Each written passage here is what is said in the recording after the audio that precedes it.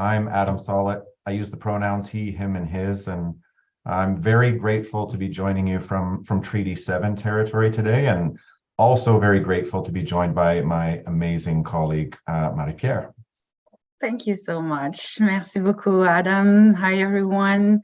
My name is Marie-Pier Charest. My pronouns are her or elle. I speak French, so if you have any questions in French, do not hesitate. Adam also speaks French. And I'm joining today from the land of the Kenyan Kahaka Nation, just along the beautiful Grand River. Right on. Thanks, Marie-Pier. We wanted to take this opportunity to share a little bit about NCCP Making Headway, training and concussion in sport, and discuss its impact a little on the sports system and share some of the learnings that we've collected through feedback. We're also huge proponents of this conference, and this is really what helps inform the content of what we provide to our coaches. So first and foremost, a huge thank you to all the speakers, researchers, and experts that have contributed to the conference this far. As again, we continue to absorb this information, turn it around, and share it with our coaches. So we're hoping also that this quick presentation will inspire some future collaborations across sectors as we continue to look for ways to maximize the impact of concussion awareness management and prevention through NCCP Making Headway. For those who aren't familiar, the Coaching Association of Canada, what we do, we unite stakeholders, partners across the sports system in a commitment to raise the skills, stature of coaches through education, research, and advocacy. We work with our partners to develop and deliver quality coach education, establish educational and ethical standards for sport organizations, and we help create and advocate for safe and respectful environments for participants and coaches in sport. NCCP is a partnership program that consists right now of 66 sports, 13 provinces and territories. They've all come together to create one standardized program to support the development of coaches across the country. And about 10 years ago, as part of this program, we launched concussion training, which is what we're going to talk a little bit about. And a crucial component of our work is to ensure we're utilizing the latest in research to help inform our programming and support mechanisms for our partners. In partnership with our research community network, we're constantly seeking opportunity to collaborate on research initiatives to enhance our programming and our coaching practices. A big part of which is accomplished through our Project Pulse initiative that's continually collecting feedback from those that participate in NCCP programming, including Making Headway concussion training. And NCCP Making Headway is our collective free online answer to the prevalence and ambiguity of concussions in sport. And everyone, parents, coaches, athletes, all benefit from knowing as much as possible about concussion. And this online learning tool is designed to help coaches gain the knowledge, the skills required to ensure the safety of their participants. This training is regularly updated with input from partners like Parachute Canada and experts from the medical community, just to ensure all the latest information is included. After completing the training, as you see here on the slide, coaches should know how to prevent concussions, how to recognize the signs and symptoms of a concussion. They should know what to do when they suspect an athlete has a concussion, and how to ensure athletes return to play safely. It takes anywhere from maybe 45 minutes to 90 minutes to complete. It's recorded directly within the Locker National Database as well.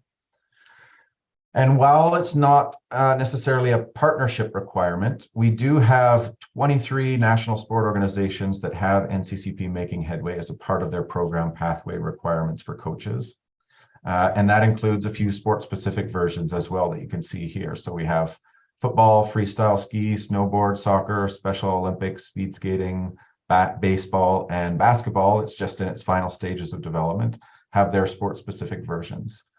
And to answer that question that we asked, I was kind of surprised to see, I think we had about 8% of the participants here felt that there were over 140,000 completions, and we're excited to say that we now have had over 140,000 completions.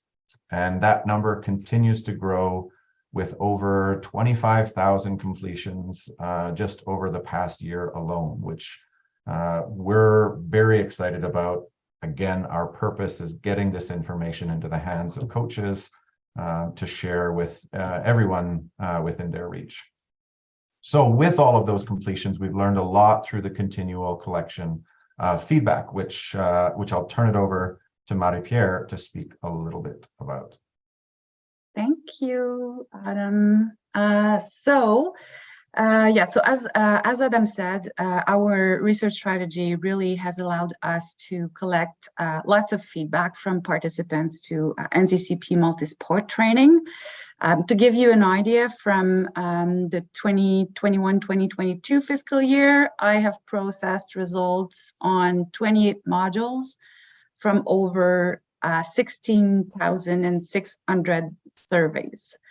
For today, we will be presenting feedback we received about NCCP Making Head Way from 2 different data collection strategies. The one that was in place before I started at the CAC using SurveyMonkey. There was an initial self-assessment that participants were doing at the beginning of the module, and then a post-event survey. So we have collected over 8,900 post-event survey response with this strategy. That's quite a good number. And then since 2021, we have implemented the new monitoring strategy. Post-event survey has been revised and statistically validated. So we have collected responses from over 3,000 surveys to date. And we have as well started to collect data with a follow-up survey going out to participants 6 months after the training, but we've just started, so we don't really have enough data to present today. So in the next minutes, I will just go through an overview of the results that we have, and you will see that, I mean, overall, the feedback is very, very positive, and coaches and participants to the trainings are very, very generous in their feedback. You can see here that after taking the training, 87% of participants felt confident or very confident to apply their learnings into their coaching. So this is the feedback from the SurveyMonkey, so close to 9,000 participants. And what you can see here on the screen, these are the results from the 3 questions of the initial assessment, again, from the SurveyMonkey. We were asking participants to indicate where they felt they were at in relation to 3 of the 4 learning outcomes of the module. So it's quite similar across the line, but the numbers maybe could suggest that implementing an effective return to play protocol is less evident for a certain number of coaches, but probably not very significant. So after completing the training, most of the participants were somewhat or extremely likely to be a more effective coach as a result of completing the training. And specifically looking at where they felt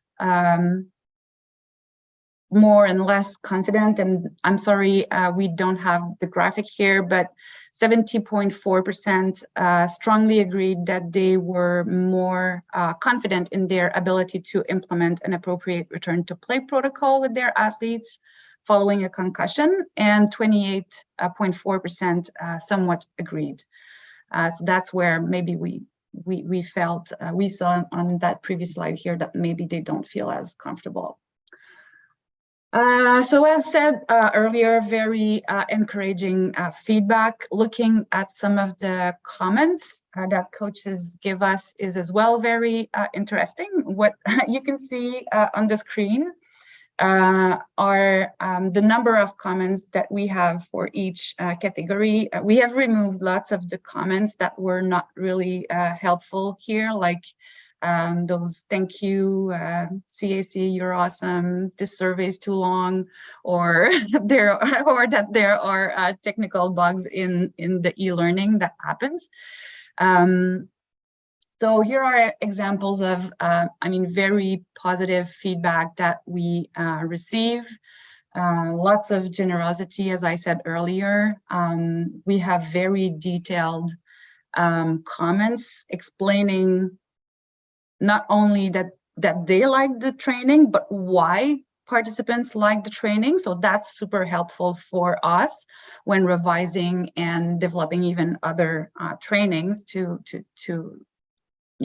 update the programs that we have. So for example, the learning design of NCCP Making Head Way in Sport seems to be very engaging. Coaches really appreciate the videos with real life stories and scenarios followed by answer choices where they have to decide what they would do in that specific scenario. There's a bit of repetition in the module, and of course, we do this on purpose. And of course, all teachers and professors in the room will know that most of the learners don't like it. But it's quite interesting to see actually that we have both kind of responses. Some participants are just saying thank you for the repetition because they feel that it's important and that it helps them to learn. So that's actually the quotes that we have on the slide here. There's a number of participants reporting that they felt the training was too long. About the content level, we have a mix of responses as well, where some say there's a lot and some are saying there isn't enough, and that there should be a simpler or a different version for experienced coach, beginning coaches, intermediate coaches, parents, athletes, phys teachers, and even medical professionals. So, but I mean, this is across our all the modules that we have. Coaches always want training that is very, very closely applicable to them, with examples from their specific athletes they work with, their specific sport. So, I mean, in terms of improvement, that's all areas that we could look into.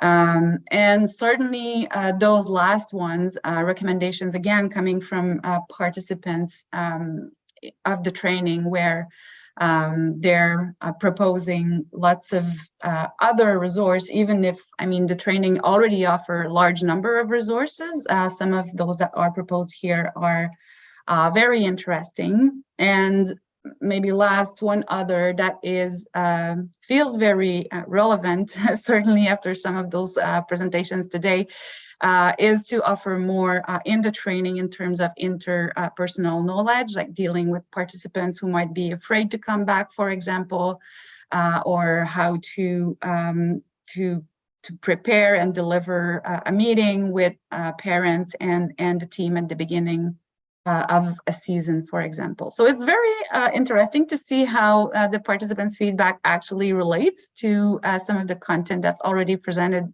today. It's inspiring for maybe future collaborations to help maximize the impact of the training. I think, yeah, we just really look forward to the next steps.